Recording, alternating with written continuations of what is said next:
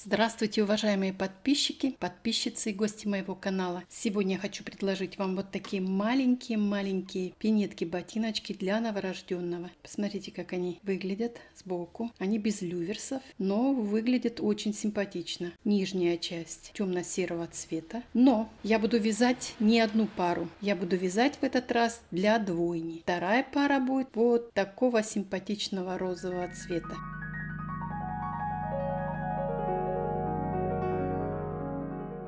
Они абсолютно одинаковые для мальчика и для девочки. Вот эту пару я уже сделала, она уже у меня готовая. А сегодня мы будем вязать второй ботиночек вот этой розовой пары, но они абсолютно одинаковые, абсолютно. Так как это двойня, мальчик и девочка только, поэтому я поменяла всего лишь навсего цвета.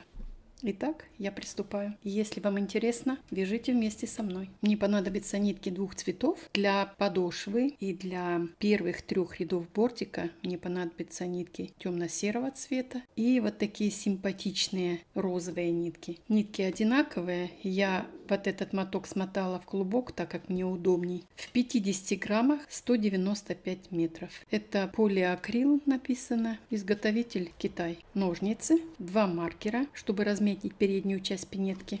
2 крючка. Крючок 1,75 и 1,90. Крючком 1,75 я буду вязать практически всю пинетку, за исключением вот этого бортика, вот этих 5 рядов. Так как я вяжу плотно, я беру крючок немножко большего размера, чем обычно. Крючком 1,75 я буду вязать подошву, переднюю часть пинетки и заднюю часть пинетки. Так как у меня 2 подошвы, я буду вставлять вовнутрь вот такую рифленую стелечку-прослойку. Она пластмассовая, очень хорошо гнется, поэтому это эластичная пластмасса. Это подручный материал, это пищевой пластик. И вот делаю из них стельки. Удачно получается. Если у вас есть такая возможность, попробуйте. Итак, я приступаю. Я начинаю вязать изделия с подошвы. Я связала 2 подошвы. У меня они связаны крючком 1,75, темно-серой нитью. Но нужно учитывать, что нужно будет на 2 пинетки 4 подошвы и плюс 2 бортика. Если вы будете вязать также 2 пары ботиночек для двойни, как я, то значит вам, соответственно, нужно больше ниток вот таких. На каждое изделие мне понадобится 2 штуки. Я начинала 17 воздушных петель. По окончанию работы составила 72 петли. Подошвы плоские, без бортика. На моем канале вы можете посмотреть вязание такой подошвы, но с бортиком. Бортик я буду вам демонстрировать сейчас, когда я буду делать подготовительный ряд. Я его называю мини-бортик и переход на основной бортик. Итак, приступаем. Так как у меня 2 подошвы одинаковые, это роли не играет, с какой я начну. И буду сначала вывязывать подготовительный ряд, который я не считаю, я его называю мини-бортиком. Подошву располагаю, вот это лицевая сторона, вот обратите внимание, а вот это изнаночная. Хвостики остались, их видно. Подошву я располагаю к себе изнаночной стороной. Так как у меня 2 подошвы, значит, соответственно, они будут ложиться и с внутренней, и с внешней стороны, только лицевой стороной. Вот когда я заканчивала последний ряд, у меня из одной петли вывязано 3 столбика с накидом. Вот вкалываю с лицевой стороны и разворачиваю изнаночной стороной к себе. В рядом стоящую петлю вкалываю крючок и формирую вот такой уголок. Беру нить и 2 петли провязываю вместе. Закрепляю. И вторая петля, которая у нас была вот эта, она теперь будет как первая. Вкалываю вновь крючок и рядом стоящую петлю вновь организовываю вот такой уголок. Провязываю вместе столбик без накида. Так мне нужно провязать полностью весь ряд. Вот таким образом. Это делается очень легко. Вот посмотрите, образовывается вот такой маленький бортик. Вот уже видно, что вот эта плоскость меняется на другую, на 90 градусов. Для того, чтобы вязать основной бортик и чтобы было ровно 90 градусов, вот я формирую вот такой вот бортик, мини-бортик. Мы повстречаемся тогда, когда бортик будет готов. Подготовительный бортик у меня готов, и я теперь буду приступать к вывязыванию основного бортика. Так как это у меня подготовительный бортик, я его за ряд не считаю. Это нулевой ряд. А значит, я буду начинать с первого ряда моего бортика. Вот эту нить, которую я начинала, я ее выведу теперь на изнаночную сторону, чтобы она мне не мешала. Соединяю этот подготовительный ряд, закрепляющая петля, и из этой же петли вывязываю вновь. Теперь я буду вывязывать 3 ряда серыми нитками, столбиками без накида. Как я уже говорила, крючок я взяла немножко больше, так как я вяжу плотно. Если у вас не так плотно получается, можно вязать крючком одного размера полностью все изделие. Вот что получается. Я провяжу 3 ряда серой нитью и покажу, как я перехожу на другой цвет. 3 ряда с серой нитью готовы. Теперь перехожу на розовый цвет. Я почти закончила этот ряд. Беру нить розового цвета, придерживаю пальцем и буду соединять теперь уже вот этот третий ряд ниткой розового цвета. Протягиваю, подтягиваю петельку, беру 2 хвостика, вот так, закрепляю. Из этой же петли вывязываю петлю и последующие 2 ряда буду вязать розовой пряжей. Одновременно вязываю хвостики вязания. Мне остался вот этот ряд, 4-й и еще 5-й, последний. Мой бортик будет состоять из 5 рядов. Бортик у меня готов, он состоит из 5 рядов, 3 ряда серых и 2 ряда розовых. Теперь мне нужно сделать вот такую симпатичную полосочку. Я опустилась на ряд ниже, можно самим выбрать на каком расстоянии. Я буду продолжать на том расстоянии, на котором я сделала. Буду вязать я с внутренней стороны. Это значит, у меня снаружи будет тонкая полоска, такие стежочки, а снутри у меня будут соединительные петельки. Легко, непринужденно, свободненькие. Если затягивать, то полосочка будет тонкая. Если связать свободно, то полосочка будет толще. Не только с внутренней стороны, но и с внешней. Стежочки эти. Вот, посмотрите. Я сделаю до конца и покажу вам следующий этап работы. Полоска готова. Вот это самая первая ниточка, первый хвост, с которой я начинала свой путь. Вот у меня уже все стежочки готовы.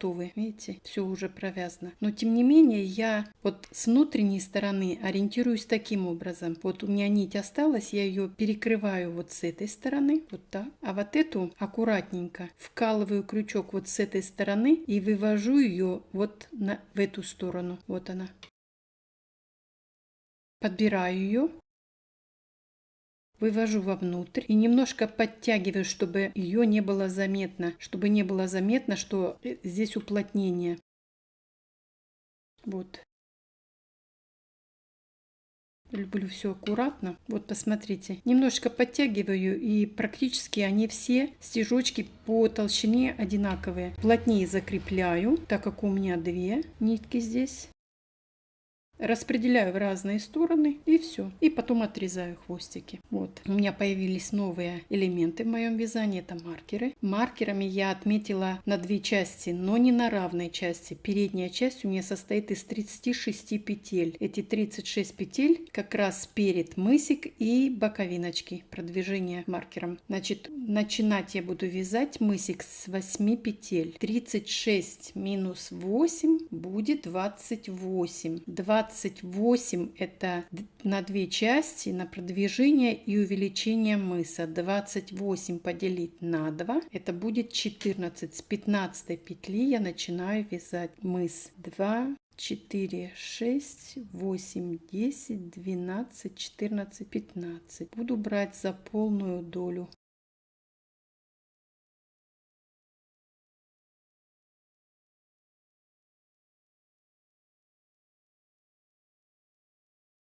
Закрепляю и вновь из этой же петли вывязываю петлю. 1, 2, одновременно ввязываю хвостик, 7, и 8. Повторюсь еще раз, я вновь приступила вязать крючком 1,75. Чтобы быть уверенной, что я провязала 8 петель на середине, я с другой стороны посчитаю также петли. Их должно быть 14. 2, 4, 6, 8, 10, 12, 14. Все четко. Следующая петля. Первая соединительная петля и вторая соединительная петли. Разворачиваю вязание и начинаю вязать со второй петли. 1, 2, 8 и 9. Прибавилась одна петля. Завожу крючок с лицевой стороны. Вот таким образом. Вот так. Подбираю с лицевой стороны петлю. Подхватываю ее.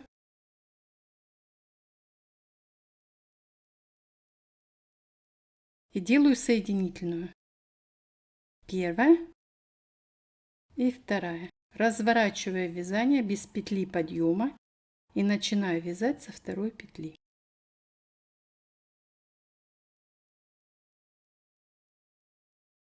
2, 8, 9, 10. У меня уже 10 петель в работе. Я планирую сделать мысик из 14 петель. Я провяжу, прибавляя петли с двух сторон, до 14 петель, которые будут на середине, и покажу вам следующий этап работы. Итак, я провязала центральную часть 14 петель. Больше я прибавлять не буду, но у меня еще остались петли до маркеров. Это я буду в глубину продвигаться. Точно так же провязываю первую соединительную петлю. Ее можно уже делать более-менее такой маленькой петелькой, потому что в работе они уже участвовать не будут. И буду начинать с третьей петли. Вот первую петлю я перекрываю нитью, вот это вторая и вот это третья. С третьей петли 1, 2, 3, 13 и 14, последняя петля. С другой стороны все по-прежнему. Также с лицевой стороны завожу крючок, первая соединительная петля и вторая соединительная петля.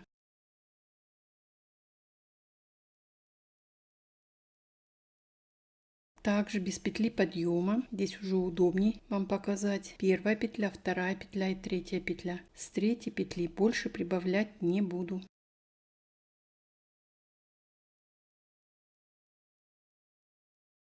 Теперь я продвигаюсь к маркерам, в длину вяжу. Так мне нужно провязать до предпоследних 4 петель с двух сторон. 1, 2, 3, 4. С той стороны точно так же. Не забывайте, что вязать вы будете и начинать теперь с третьей петли. Мы повстречаемся тогда, когда будут последние 4 петли от каждого маркера. Мысик стал еще глубже. У меня с каждой стороны осталось последние 4 петли.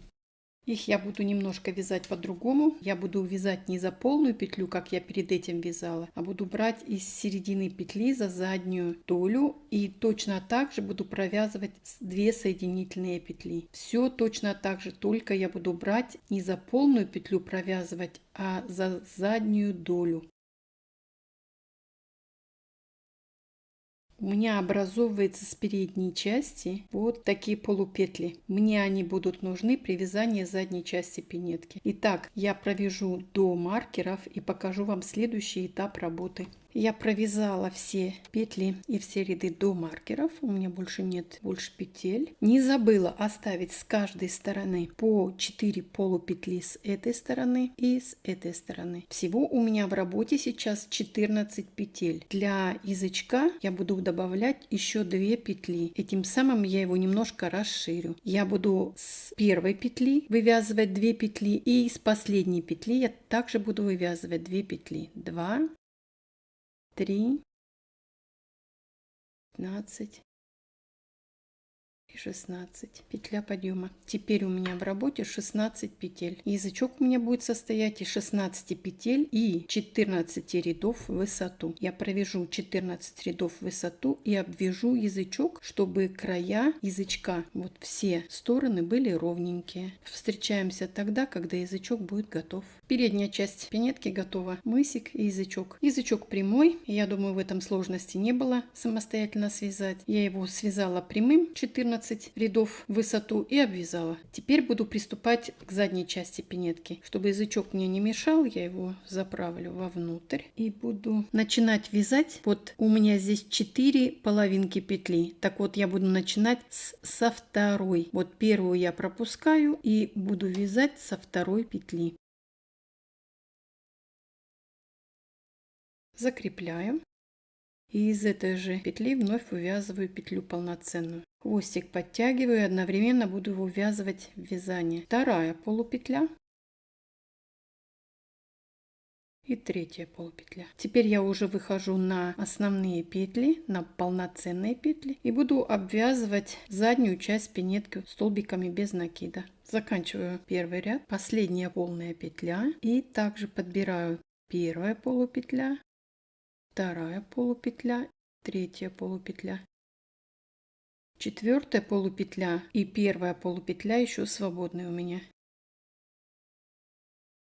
Петля подъема, разворачиваю вязание в каждом втором ряду. Я буду убавлять с каждой стороны по одной петле, для того, чтобы сделать боковинки не прямыми, а со скосом. Первую петлю пропускаю и начинаю вязать со второй петли. Убавление я буду делать в каждом изнаночном ряду. Заканчиваю второй изнаночный ряд. У меня остались последние 2 петли. Предпоследнюю пропускаю и последнюю провязываю столбиком без накида. Петля подъема, разворачиваю вязание и из каждой петли буду провязывать столбик без накида. Это третий лицевой ряд. Я почти дошла до середины. Складываю свое изделие наполовину. Ищу условную середину. У меня осталось где-то еще 2 петли. И на пятки убавляю 1 петлю. Этим самым я просто пропускаю, как и на боковинках, пропускаю 1 петлю. Петлю я делаю немножко тугую, но чтобы она была одинаковая со всеми предыдущими петлями. И продолжаю вязать дальше. Убавление будет только 1 раз в 3-м ряду. Вот в этом. Больше убавлять на пятки я не буду. Вот, посмотрите. Получается небольшое закругление. Этим самым я делаю закругление для того, чтобы пяточка не выскакивала из ботиночка. Если считать этот ряд полным, как 3 ряда, то мне осталось связать еще 2, 4, 6, 8, 10. То мне еще осталось связать 7 рядов. Значит, моя задняя часть пинетки будет состоять пока из 10 рядов. Я провяжу 10 рядов и покажу вам следующий этап работы. Я провязала 10 рядов в высоту. И если считать парами, то вот у меня образовалось вот таких вот бороздочек 5 штук. 1, 2, 3, 4, 5. 10 рядов. Такой эффект получается благодаря лицевому и изнаночному ряду. Теперь я буду обвязывать полностью всю заднюю часть пинетки. Я нить не обрываю. Я ее пропускаю через мое изделие, через ботиночек. Аккуратненько затягиваю, делаю узелок. Вот что у меня получается. Теперь у меня в работу входит самая последняя или самая первая петля, которую мы оставляли. Вот она. Делаю протяжку. Очень сильно натягиваю, чтобы у меня нить была вот свободная, чтобы она не затягивала. Придерживаю пальцем и начинаю обвязывать мое изделие. 1, 2, 3, 4. Одновременно ввязываю вот эту протяжечку в вязание. 4, 5, 6, 7, 8, 9, 10, 11 и 12. У меня должно быть получиться 12 петелек. 1, 2, 3, 4, 5, 6, 7, 8, 9, 10, 11, 12. Так как мне нужно обвязать вторую часть, я обвяжу это полностью, всю заднюю часть пинетки обвяжу полностью, спущусь на эту сторону, и мы повстречаемся тогда, когда последняя петля будет провязана вот с этой стороны. Итак, пинетку с двух сторон обвязала, и у меня осталась вот с этой стороны последняя петелька. Где она у меня? Вот она. Завожу нить с лицевой стороны, подбираю ее, подбираю мою вытянутую петлю, провязываю вместе, закрепляю и буду теперь вывязывать петельки. Первая петля, столбик без накида, 2 воздушные петли, петлю пропускаю, последующие 2 петли.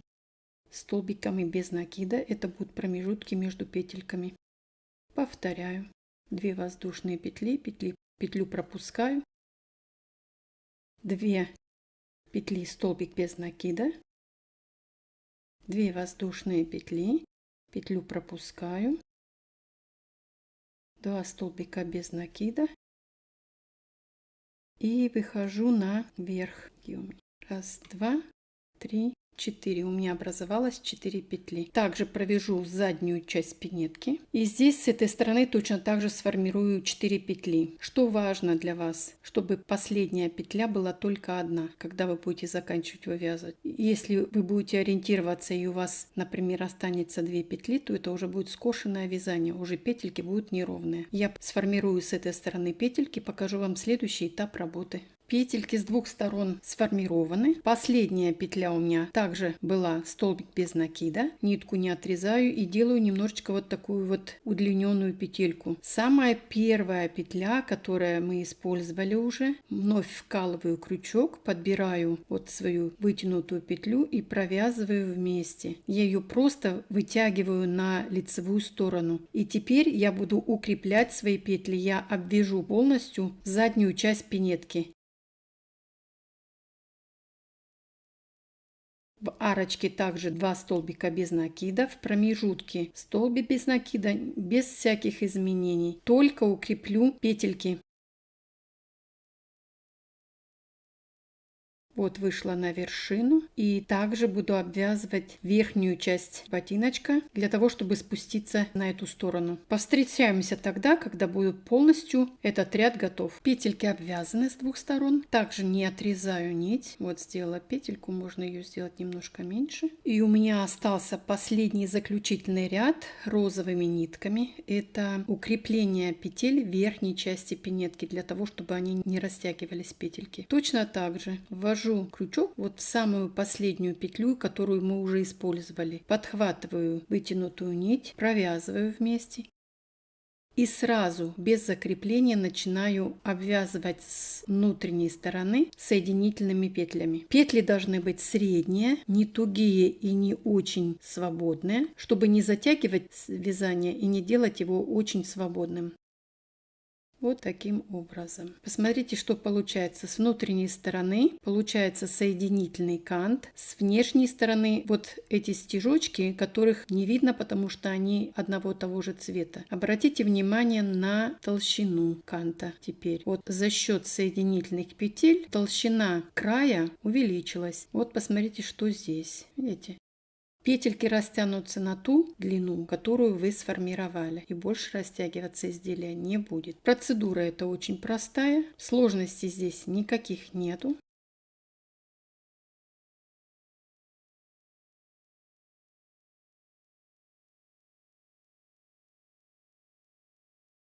Вот так. Я провяжу до конца, отрежу нить, спрячу ее и покажу вам следующий заключительный этап работы. Это привязывание 2 подошв вместе с прослойкой. Заключительная часть вязания моего ботиночка – это привязывание подошвы. Вот я выложила все, что мне понадобится. Крючок я возьму 1,90, так как подошву надо привязывать очень свободно. Вот такая интересная прослоечка у меня. Она рифленая, снутри она вот у нее вот такие пазики, а снаружи вот такие выпуклости. Смотрится в изделии очень хорошо. Не знаю, видно вам или нет, но вот эти шероховатости, вот посмотрите, видите, заправлю язычок. Вот обратите внимание, вот эта точка, это начало, вот она. Вкалываю крючок вот в эту точку и ищу точно такую же точку вот на другой подошве, вот она у меня. Буду я обвязывать со стороны ботиночка соединительными петлями. Можно взять другой крючок, я использовать буду этот же крючок. Пальцами придерживаю и с задней части пинетки возьму 2 полные петли для того, чтобы начинать обвязывать изделие. Как раз вот соединять 2 подошвы. Буду я обвязывать за 2 полные петли, это за полную петлю первой подошвы и за полную петлю второй подошвы. Не торопясь, петля в петлю, не подбирая никаких других посторонних ниток, буду аккуратненько обвязывать соединительными петлями свободно.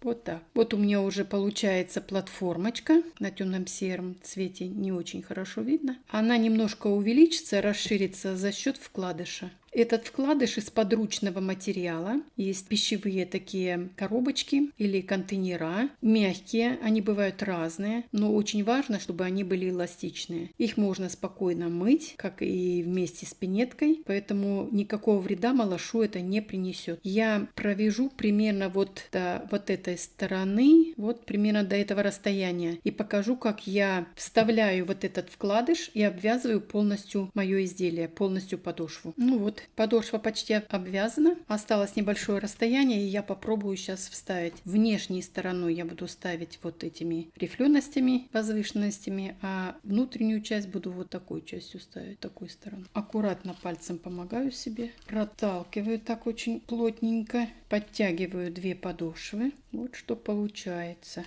И буду продолжать обвязывать. Немножко сложности это получается. Подхватываю эту петлю и вот рядом стоящую с другой стороны. Провязываю. Следующее. Провязываю. Следующее. Провязываю.